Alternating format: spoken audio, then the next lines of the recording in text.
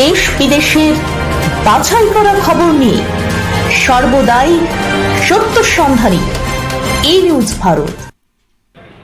নমস্কার, ই নিউজ ভারতে আপনাদের সকলকে স্বাগত। শুরু করছি ওয়েদার আপডেট।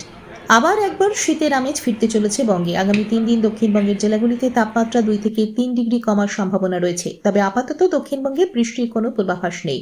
আবহাওয়ার পরিবর্তন দেখে যথারীতি চিন্তিত বঙ্গবাসী। আবহাওয়া পরিবর্তনের কারণ হিসেবে সামনে এসেছে পশ্চিমী ঝঞ্ঝার কথা। জানা গিয়েছে, পশ্চিমী ঝঞ্ঝার কারণে রাজ্যে মেঘ ঢুকছে। মেঘ কেটে গেলে ফের নামবে তাপমাত্রার পারদ। আগামী 3 দিন দক্ষিণবঙ্গের জেলাগুলিতে নামবে পারদ। আবহাওয়া দপ্তর সূত্রে খবর, পশ্চিম বর্ধমান, বীরভূম, বাঁকুড়াতে তাপমাত্রা ধীরে ধীরে নামতে পারে 10 থেকে 11 ডিগ্রি সেলসিয়াসের ঘরে।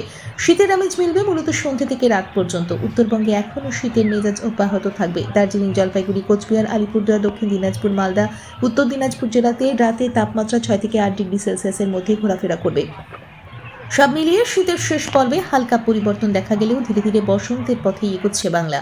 আজ কলকাতায় রৌদ্রোজ্জ্বল দিন। আজ কলকাতা ও তার পার্শ্ববর্তী অঞ্চলে দিনের সর্বোচ্চ তাপমাত্রা 26 ডিগ্রি সেলসিয়াস, সর্বনিম্ন 13 ডিগ্রি সেলসিয়াস। বাতাসে আপেক্ষিক আর্দ্রতার পরিমাণ 32%। ব্যুরো রিপোর্ট, ই নিউজ ভারত।